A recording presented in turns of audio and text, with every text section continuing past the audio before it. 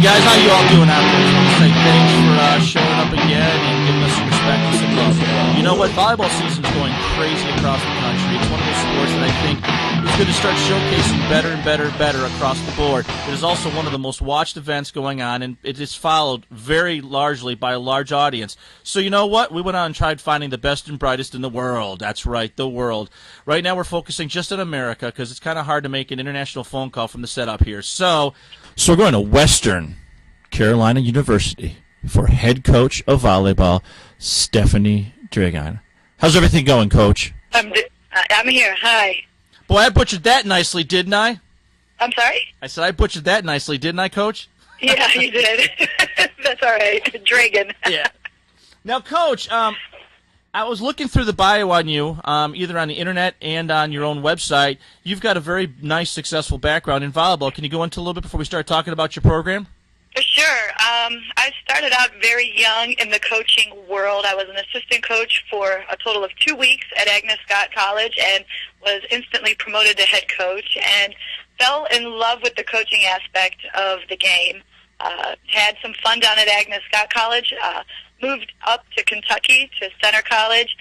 Center College is a much different type of school that I was used to that I attended, or Agnes Scott. Had many different experiences there, and then ended up here at Western Carolina for the past 3 years. I mean, I love North Carolina. Western Carolina's got to be beautiful. I saw images from the internet. Google does that nice little satellite image that you can zero in. It's a beautiful campus. Yes, it really is. When I was coming here for my interview, I had 3 qualities that I needed in a university that I was going to go to. And one of them was that I was going to be able to sell the area and sell the school to recruits and parents. And when I was driving through the mountains, I was instantly sold myself. I just can't get over the beauty that Carolina has. I mean, I'm up here in Detroit now. We moved back here to start this, and I just really, my heart's in Carolina. When they say it's finer in Carolina, you know, you got to go along with that. Yes, I agree. You know, it's one of those states that offers the mountains on the west side. You have the big cities in the middle of the state, and then you go all the way east, you have the coast. I don't know many states that offer that much geographical differences. And the other thing that Carolina offers, and I think there's only a few other states, and I mean like maybe 1 or 2 other states, is it's such a diverse, giant hotbed of college sports. It really is. I believe there are 16 Division I colleges here in North Carolina. And along with that, you've got incredible Division II, Division III yes. schools.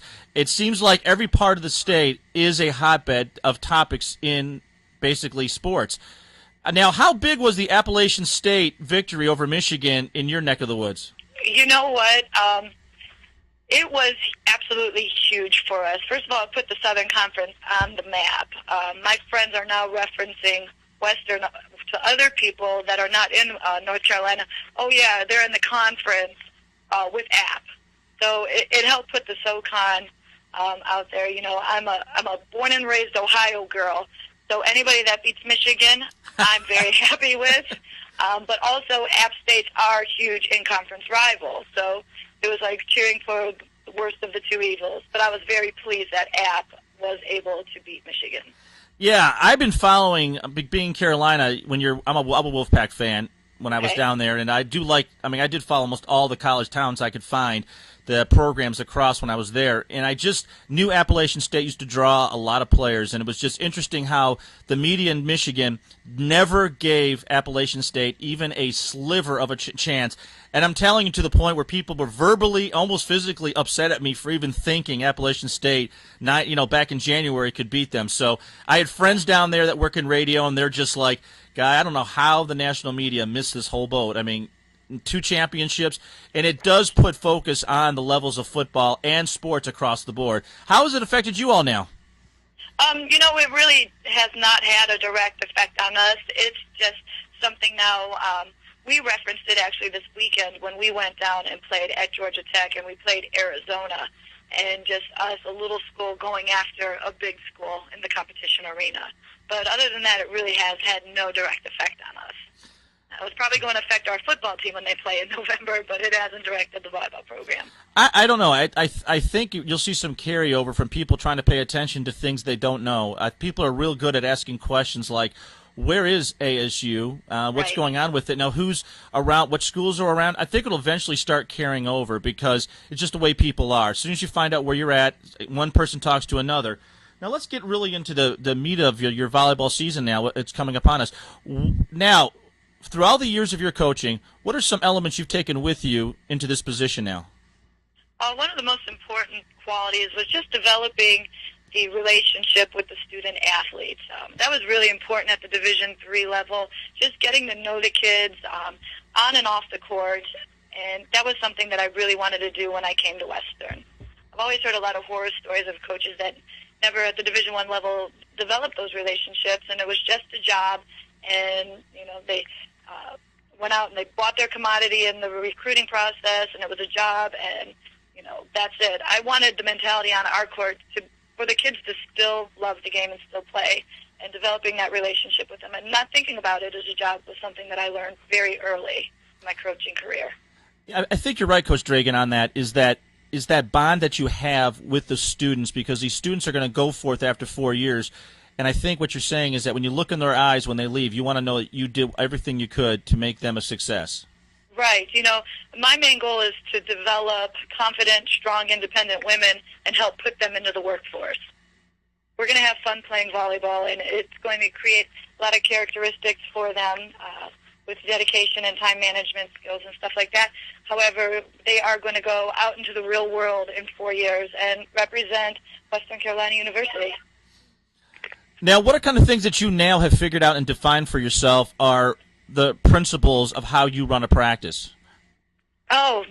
Practice, is different every single day for us, depending on the time of the week.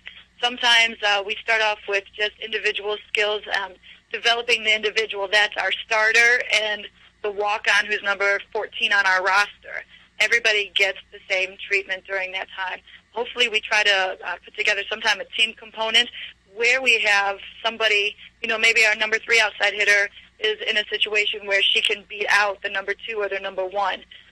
We give them a challenging situation every day to rise up and to be one of the starting 6.